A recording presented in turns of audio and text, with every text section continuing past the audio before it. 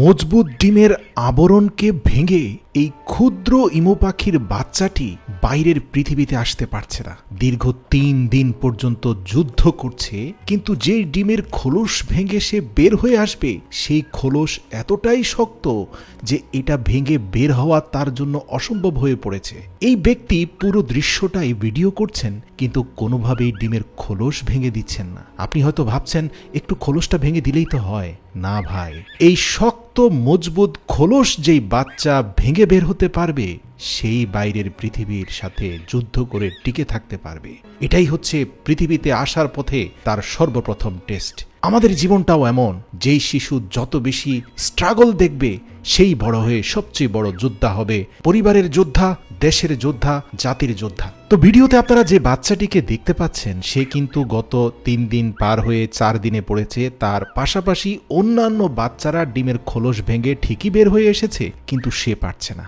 ধৈর্য হারাননি এই খামারি। মুখটাকে কাছে নিয়ে তিনি অক্সিজেন দেওয়ার চেষ্টা করছেন, গরম বাতাস দেওয়ার চেষ্টা করছেন যাতে সে ভেতরে বেঁচে থাকে। কিন্তু তাই বলে পৃথিবীতে আসার সবচেয়ে বড় যে পরীক্ষা, সেই খোলস ভেঙে দেওয়ার কাজটা তিনি করছেন না। এটাই আপনাকে করতে হবে। আপনার সন্তানকে যুদ্ধ করা শেখাতে হবে, আপনার সন্তানকে যুদ্ধের জন্য প্রস্তুত করতে হবে, কিন্তু সন্তানের যুদ্ধ নিজের ঘাড়ে উঠিয়ে নেবেন না। এতে আপনার সন্তান দুর্বল হয়ে যাবে, সেলফ ডিপেন্ডেন্ট না হয়ে আপনার উপর নির্ভরশীল হয়ে উঠবে। একবার ভাবুন, যখন আপনি থাকবেন না এই সন্তান কত সংকটে পড়বে। প্রিয় দর্শক, আমি অনুরোধ করব এই ভিডিওটা শেষ পর্যন্ত দেখুন, কারণ এই ইমু পাখিটির ঘটনা আমার আপনার জীবনের সাথে ওতপ্রোতভাবে জড়িয়ে আছে।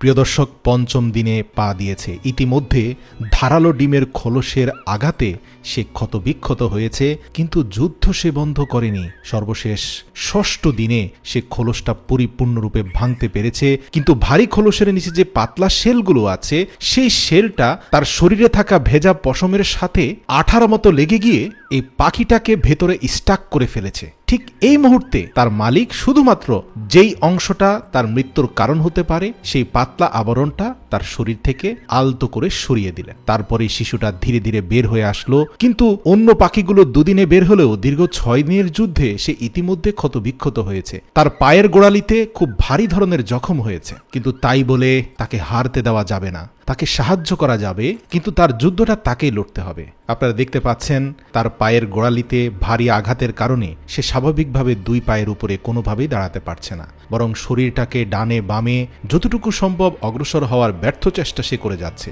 এই ছোট ইমু পাখির বাচ্চাটিকে যতটুকু সম্ভব তার মালিক সাপোর্ট দিয়ে যাচ্ছেন যেন সে নিজের পায়ে দাঁড়াতে পারে। তার মালিক দীর্ঘ ১ সপ্তাহ অপেক্ষা করেছেন, কিন্তু দেখতে পাচ্ছেন কোনোভাবে সে তার ২টি লম্বা পাওকে সমান্তরালভাবে রাখতে পারছে না। তাই তিনি খুব কায়দা করে একটা রাবার স্ট্রিপের কাপড় তার ২ পায়ের মধ্যখানে টানা বা সাপোর্ট হিসাবে লাগিয়ে দিলেন, যাতে ২টি পা একটা থেকে আরেকটা সমান্তরালভাবে থাকে, সে তার বডির স্ট্রেংথ খুঁজে পায়। তো এই সাপোর্ট দিয়েও দীর্ঘ ৩ দিন প্রচেষ্টার পরেও সে সোজা হয়ে দাঁড়াতে পারেনি। তাই তিনি একটা আপার সাপোর্ট আর একটা লোয়ার সাপোর্ট দিয়ে সে ইমু পাখির বাচ্চাটিকে নিজের পায়ে দাঁড়ানোর জন্য সহযোগিতা করতে লাগলেন। এমনকি ছোট ছোট রাবার ব্যান্ডও তিনি লাগালেন। অর্থাৎ এখানে সর্বোচ্চ চেষ্টা করা হচ্ছে এই ছোট্ট পাখিটাকে নিজের পায়ে দাঁড়াতে সাহায্য করার জন্য। এই সকল সাপোর্টের বিনিময়ে যে সে তাৎক্ষণিক দাঁড়িয়ে গেছে ব্যাপারটা তা নয়, তাকে আরও কয়েকটি সপ্তাহ স্ট্রাগল করতে হয়েছে।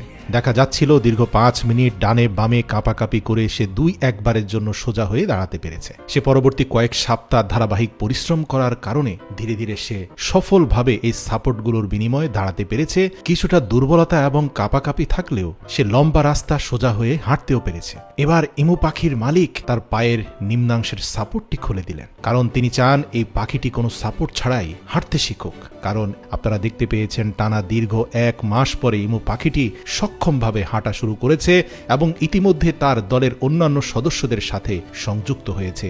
এখন তাকে আর দুর্বল মনে হচ্ছে না, সে অন্য সকল সবলদের সাথে মিলেমিশে একাকার হয়েছে। মনে রাখবেন, আপনার জীবনটাও এমন। হয়তো সাময়িক দুর্বলতা অন্যদের থেকে আপনাকে পিছিয়ে দিয়েছে, তাই বলে হেরে যাবেন না। যুদ্ধ করতে থাকুন, সংগ্রাম করতে থাকুন, চেষ্টা সাধনা জারি রাখুন। মনে রাখবেন, আল্লাহ ধৈর্যশীলদের সাথে আছে। আপনার দুর্বলতা হয়তো আপনার যাত্রাকে দীর্ঘ করবে, কিন্তু গন্তব্যের পথে বাধা সৃষ্টি করবে না।